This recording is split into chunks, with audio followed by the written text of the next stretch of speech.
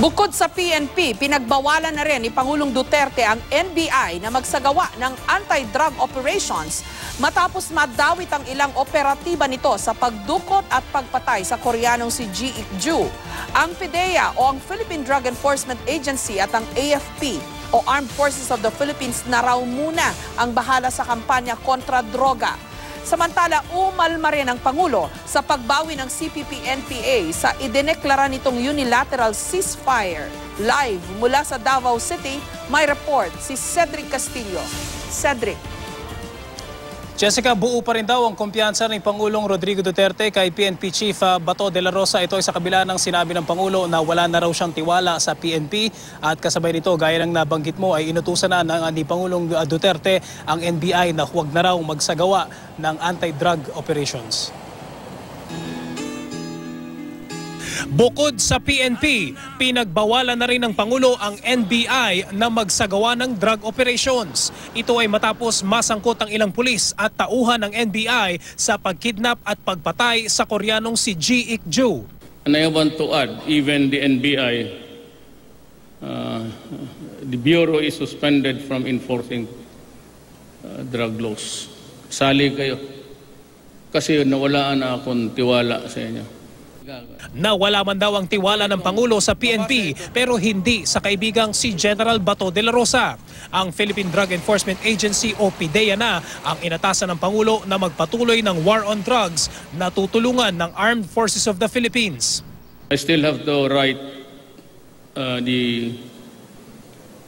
whether it's a proclamation, executive order, and raise the issue of drugs as a national security threat. Guest of honor si Pangulong Duterte sa convention ng Philippine Association of Water Districts na ginanap sa Davao City. Nabanggit niya sa talumpati ang pagbawi ng Communist Party of the Philippines sa unilateral ceasefire dahil ayaw daw pakawalan ng gobyerno ang 400 political prisoners. My God, that is already releasing all. Military might not like it. And then if the military would oust me, would kill me, you have nobody talking to you. Ayon pa kay Duterte, hindi raw siya diktador para basta-basta lang palayain ang mga political prisoner. This is a country that is not authoritarian. Nag-withdraw kayo sa ceasefire. So, am I supposed to do the same? Kaya gaya po tumaya. Just go ahead. I will decide in the fullness of God's time. Akala ninyo ako lang kasi nanalo ako tapos ako na. Hindi ako diktador. Pinaulanan din ng Pangulo ng mura ang simbahang Katolika dahil sa pagbatikos nito sa drug war ng administrasyon. Hinamon pa ng Pangulo ang publiko na magbotohan para sa kanyang pagbaba sa pwesto. You read Ariel Rofo's book, Altar Secrets. It's online. If you think na binastos ko ang simbahang Katoliko, tell me after reading the book, and if majority of you in this room says that I was wrong, I will resign. Write me and we will have a plebiscite.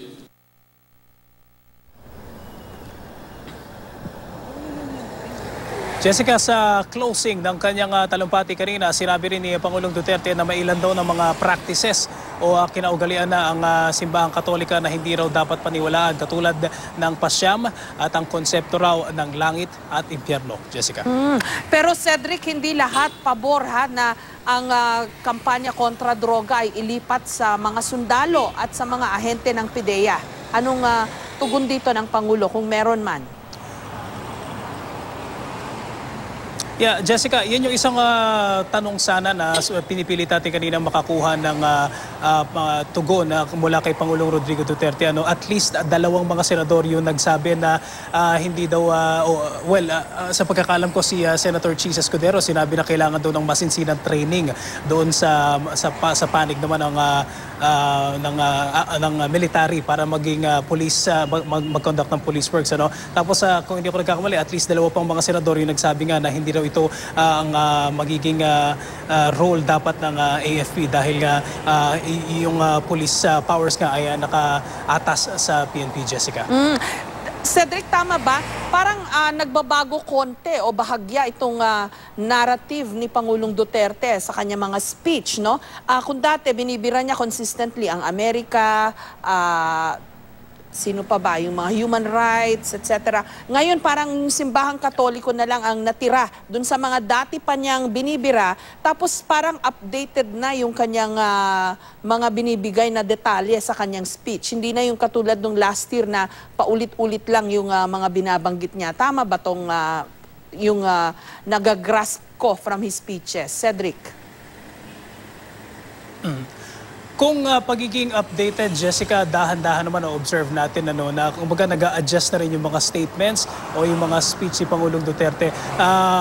Siguro pwedeng isang bagay na ma-mention natin dyan, yung last year, yung paulit-ulit niya sinasabi na sa kanyang sa kanyang kampanya kontra droga daw, nawawalan siya ng 2 pulis kada araw. Recently, siguro sa lumipas na 1 month, siguro hindi na natin naririnig ito. No? Updated na yung kanyang statistics. Although I apologize kasi I do not have the statistics now, pero minimension niya yung number ng mga pulis na namamatay doon sa kanyang drug war o mula sa hanay ng pulisya. No? Kanina sa kanyang speech, Jessica, meron pa rin siya mga patutsada patungkol sa US, although wala na sa pwesto si dating Pangulong dating US President Barack Obama ay na-mention pa rin. Meron pa rin mga maanghang na salita sa US, sa UN rapporteur na si Agnes Callamard ay although hindi niya minention yung pangalan ni Agnes Callamard, ay nagparoon pa rin ng mga maanghang na statements ang Pangulo. Ito ay patungkol pa rin doon sa mga batikos na tinanggap at patuloy na tinatanggap ng Duterte administration sa kampanya nito laban sa droga, Jessica. Maraming salamat sa iyo, Cedric Castillo.